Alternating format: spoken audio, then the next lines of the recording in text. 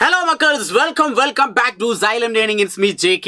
എൻ്റെ പൊന്നു മക്കളെ, നമ്മൾ 10ാം ക്ലാസ്സിലെ ആദ്യത്തെ ചാപ്റ്റർ എന്ന് പറഞ്ഞാൽ സൗണ്ട് വേവ്, ശബ്ദ തരംഗങ്ങൾ എന്ന ചാപ്റ്റർ നമ്മൾ വിജയകരമായി എന്ത് ചെയ്തു? 3 പാർട്ടുകൾ തീർത്തു.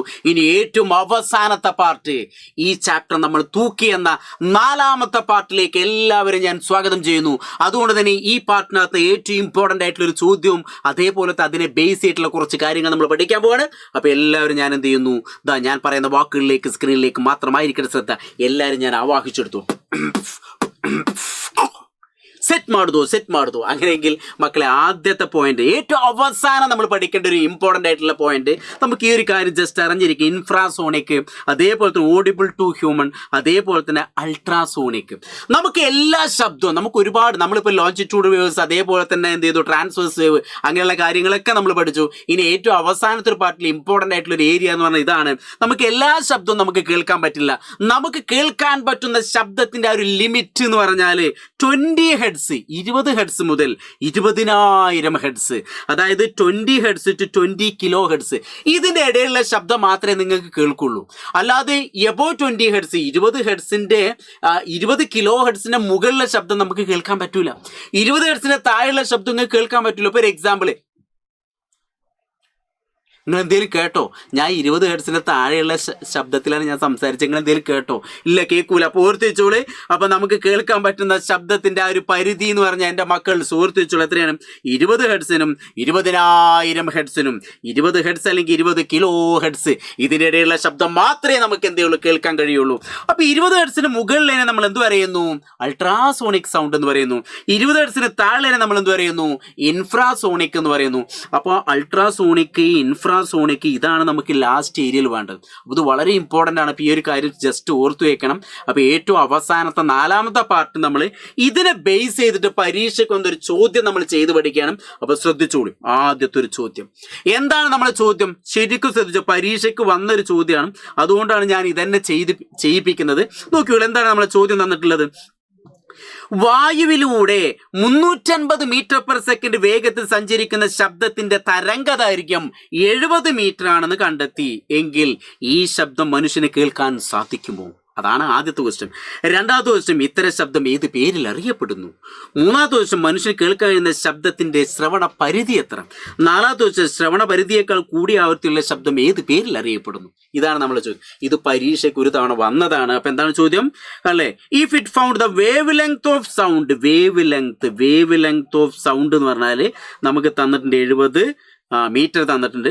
ട്രാവലിംഗ് ത്രൂ എ സ്പീഡ് നമുക്ക് തന്നിട്ടുണ്ട് 350 മീറ്റർ പെർ സെക്കൻഡ് തന്നിട്ടുണ്ട്. അങ്ങനെയെങ്കിൽ ക്യാൻ ദിസ് സൗണ്ട് ബി എന്താണ് ഹിയർഡ് ബൈ ഹ്യൂമൻ കൊടുത്തിട്ടുണ്ട് അല്ലേ? സംഭവങ്ങളൊക്കെ ഇംഗ്ലീഷ് മീഡിയത്തിലും ക്വസ്റ്റ്യൻ തന്നിട്ടുണ്ട്. അങ്ങനെയെങ്കിൽ നമുക്ക് മനസ്സിലാണ് നമുക്ക് ഈ ശബ്ദം കേൾക്കാൻ പറ്റൂന്ന് വരുമ്പോൾ തന്നെ നിങ്ങളെ മനസ്സിലേക്ക് ഓടിയെത്തേണ്ട ഫ്രീക്വൻസി ആണെന്ന് ഓർത്ത് വയ്ക്കുക. അപ്പം നമുക്ക് അറിയാവുന്ന കാര്യങ്ങൾ നമ്മൾ എന്താണ് എഴുതി വെക്കണം. ഫ്രീക്വൻസിയാണ് കാണേണ്ടത്. എന്താ കാണേണ്ടത്? ഫ്രീക്വൻസിയാണ് നമുക്ക് കാണേണ്ടത്.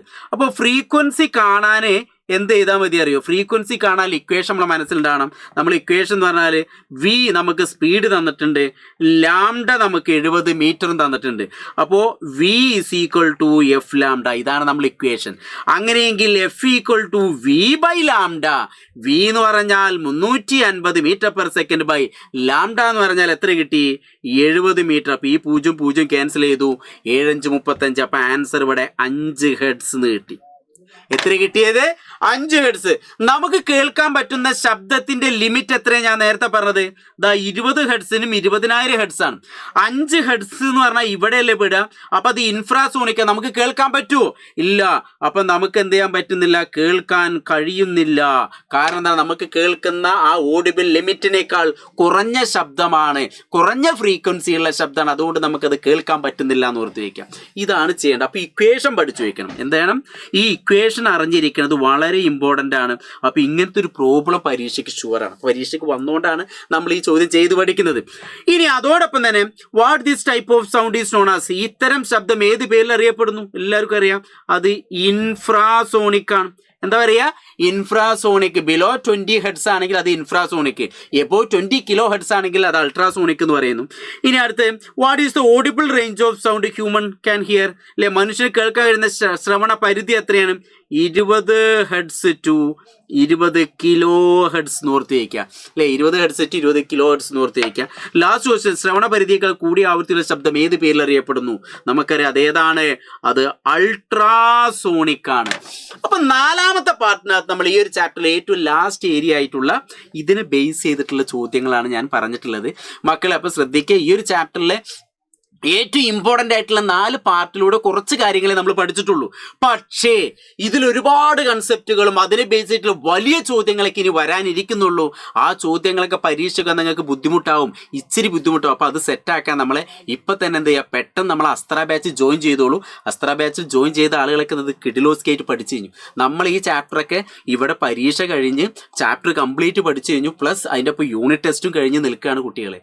നിങ്ങളിപ്പോഴും പഠിക്കാതെ അല്ലെങ്കിൽ ഈ യൂട്യൂബ് ക്ലാസ് മാത്രം കേട്ട് അങ്ങനെ ആശ്രയിക്കുന്ന കുറേ കുട്ടികളുണ്ടായിരിക്കും. അപ്പോൾ പെട്ടെന്ന് തന്നെ ഇപ്പം തന്നെ നമ്മൾ അസ്ത്ര ബാച്ചിൽ ജോയിൻ ചെയ്തോളൂ. നമുക്ക് വരാനിരിക്കുന്ന പരീക്ഷകളൊക്കെ അടിപൊളിയാക്കണം. അപ്പോൾ നമ്മൾ നാലാമത്തെ ഏറ്റവും അവസാനത്തെ പാർട്ടിൽ നമ്മൾ ഈ കാര്യങ്ങളൊക്കെയാണ് പഠിച്ചത്. ഒന്നാമത്തെ പാർട്ട് നമ്മൾ ടോട്ടൽ ഒരു 4 ഇക്വേഷൻ പഠിച്ചു.